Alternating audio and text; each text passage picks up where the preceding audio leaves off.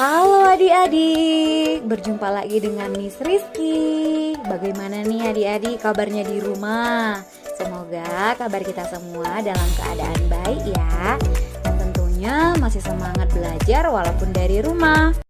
Materi pembelajaran kita hari ini yaitu tema 2, selalu berhemat energi, subtema 2, manfaat energi di pembelajaran 1. Sebelumnya kita sudah belajar tentang macam-macam energi. Nah sekarang kita akan menggali lebih jauh tentang energi dan pemanfaatannya dalam kehidupan kita sehari-hari. Kita dapat menemukan energi di sekitar kita. Energi sangat berguna untuk makhluk hidup saat melakukan kegiatan. Energi listrik adalah energi yang paling banyak digunakan di rumah kita. Kita harus memperhatikan penggunaan energi. Jangan sampai energi habis karena pemakaian yang tidak terbatas. Apa yang dapat kita lakukan agar energi tidak habis? Dengan selalu berhemat akan membantu ketersediaan energi. Contohnya, daripada pergi ke sekolah naik kendaraan, kita dapat naik sepeda atau berjalan kaki. Lalu, kipas angin merupakan salah satu benda di rumah yang membutuhkan energi listrik. Kali ini, kamu akan belajar membuat kipas yang tidak membutuhkan listrik. Berikut petunjuk cara pembuatannya.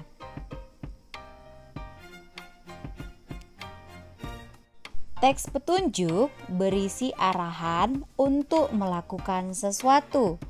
Tujuannya untuk menjelaskan penggunaan atau pembuatan sesuatu. Kalimat yang digunakan dalam teks petunjuk berupa kalimat perintah. Adik-adik, kalian juga bisa membuat teks petunjuk. Hal-hal yang perlu diperhatikan dalam membuat teks petunjuk meliputi yang pertama, cara atau petunjuk disajikan secara berurutan. Lalu yang kedua, bahasa yang digunakan harus jelas dan mudah dipahami. Energi dapat berubah bentuk dari satu bentuk ke bentuk yang lain. Alat elektronik yang kita gunakan sehari-hari memanfaatkan perubahan bentuk energi. Berikut beberapa contohnya. Yang pertama, energi listrik berubah menjadi energi panas. Contoh ini terjadi pada setrika, rice cooker, dan juga oven. Lalu yang kedua, perubahan energi listrik menjadi energi gerak. Terjadi pada kipas angin dan juga blender. Lalu yang ketiga, perubahan energi listrik menjadi energi cahaya. Nah, contohnya ada pada lampu pijar dan neon. Yang keempat, perubahan energi listrik menjadi energi bunyi. Contohnya pada radio, pengeras suara atau speaker, dan juga gitar listrik. Yang kelima, perubahan energi gerak menjadi energi listrik. Contohnya, air terjun akan menggerakkan generator pembangkit listrik. Yang keenam, energi kimia berubah menjadi energi listrik. Contohnya pada baterai dan aki yang digunakan untuk menyalakan peralatan listrik. Yang ketujuh, perubahan energi kimia menjadi energi gerak. Contohnya pada makanan.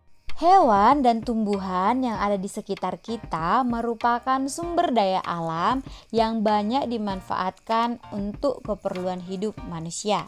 Berikut pemanfaatan hewan dan tumbuhan oleh manusia. Yang pertama, pemanfaatan hewan. Banyak hewan-hewan yang dapat dimanfaatkan oleh manusia dalam kehidupan sehari-hari.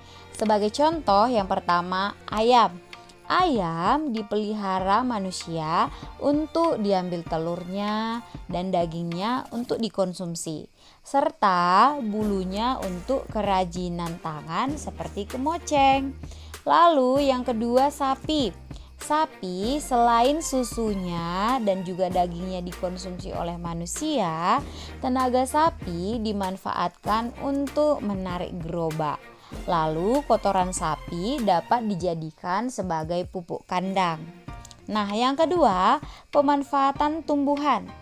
Selain hewan, tumbuhan di lingkungan kita juga sangat bermanfaat bagi manusia. Contohnya sayuran. Nah, sayuran dimanfaatkan sebagai makanan, minuman, dan juga obat-obatan. Lalu, tumbuhan banyak dibudidayakan untuk dijadikan tanaman hias. Terima kasih telah menonton video Miss. Jangan lupa subscribe, like, dan share video ini. God bless us.